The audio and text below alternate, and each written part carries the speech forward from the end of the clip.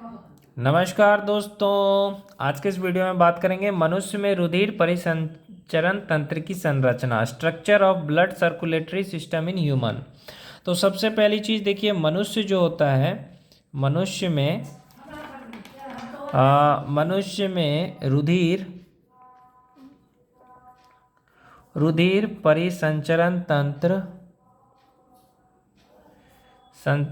मनुष्य में रुधिर परिसंचरण तंत्र जो है के अंतर्गत क्या क्या आता है, के अंतर्गत मनुष्य में परिसंचरण तंत्र के अंतर्गत क्या क्या आता है। पहला रुधिर आता है,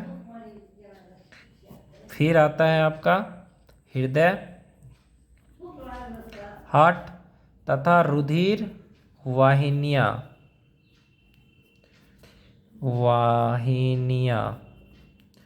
ये सारी चीज़ें आती है। तो मनुष्य में रुधिर परिसंचरण तंत्र के अंतर्गत क्या क्या आता है।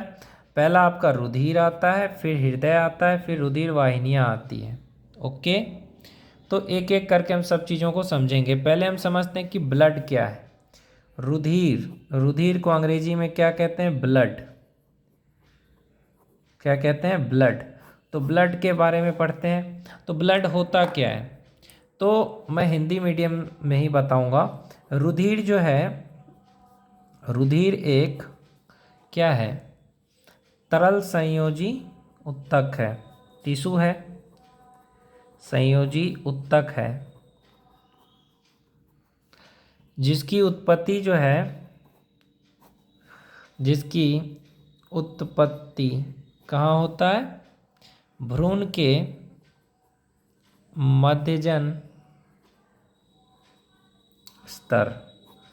रुधिर के मध्यजन स्तर मेसोडर्म कहाँ होता है, मेसोडर्म में होती है। यह आपको पता होना चाहिए। रुधिर की उत्पत्ति कहाँ होता है, मेसोडर्म में।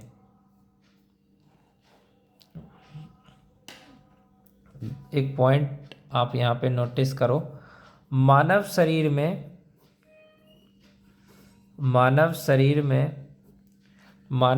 में रुधिर की मात्रा कितनी होती है। रुधिर की मात्रा शरीर के लगभग कितनी होती है, 7 से 8% होती है। कितनी होती है, 7 से 8% होती है। यानी कि 70 किलोग्राम मनुष्य के शरीर में कितना खून होगा। मान लो एक आदमी का 70 किलोग्राम का आदमी है, उसके शरीर में कितना खून होगा पता है तुम्हें, 5 से 6 लीटर। ये याद रखना, 5 से 6 लीटर खून होगा। लेकिन एक स्त्रियों में क्या होता है कि स्त्रियों में रुधिर की मात्रा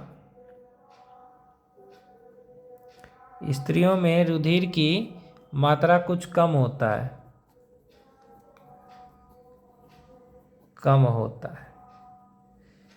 अब ये बायोलॉजी है कि लड़कियों में या औरतों में खून की मात्रा कम होती है। रुधिर में क्या क्या होता है ये भी आपको पता होना चाहिए कि भैया रुधिर में क्या क्या होता है, ब्लड में क्या क्या होता है। तो रुधिर में क्या क्या होता है भाई, देखो सबसे पहला होता है प्लाज्मा। खून में क्या होता है, प्लाज्मा होता है। फिर होता है आपका ब्लड करप्सेल्स, प्लाज्मा ब्लड करप्सेल्स। और फिर होता है आपका क्या होता है, प्लेटलेट्स भी होता है। नहीं, ब्लड में देखो पहला तो आपको प्लाज्मा होता है, दूसरा ब्लड करप्सेल्स होता है, तीसरा क्या होता है इसमें ब्लड में, हीमोग्लोबिन होता है। तो ये सारी चीज़ें होती है ब्लड करप्सेल्स में। फिर दो तरह की होती है, आरबीसी हो जाता है, फिर डब्ल्यूबीसी होता है। आरबीसी होता है रेड ब्लड करप्सेल्स और डब्ल्यूबीसी होता है वाइट ब्लड करप्सेल्स। ब्लड प्लेटलेट्स होता है। तो ये सारी चीज़ें भी मैं आपको बता रहा हूँ।